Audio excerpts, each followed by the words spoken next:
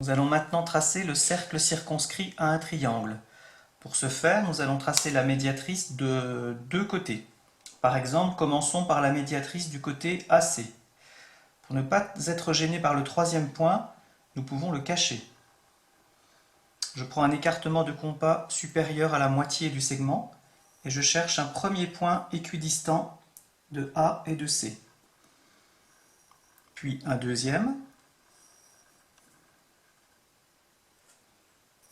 Je peux maintenant tracer la première médiatrice. Je pense bien que la médiatrice est une droite et donc je dois prolonger mon tracé au-delà des intersections d'arcs de cercle. Maintenant, je vais tracer une deuxième médiatrice, par exemple la médiatrice du segment AB.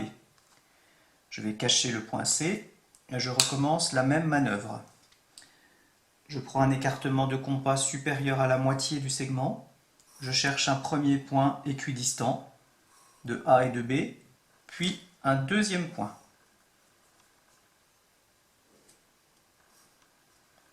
Je trace ma médiatrice. À nouveau, je pense à prolonger le tracé de la droite. Voilà. Il est inutile de tracer la troisième médiatrice car nous avons appris en classe que les trois médiatrices sont concurrentes en un seul point.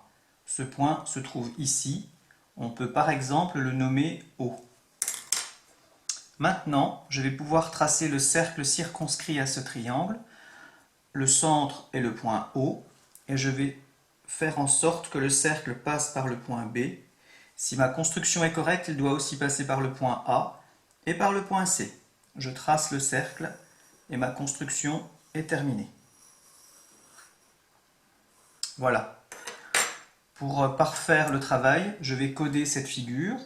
Nous savons que la médiatrice est perpendiculaire au segment et nous savons aussi qu'elle coupe ce segment en son milieu. J'utilise ici des codes différents. Voilà pour cette leçon.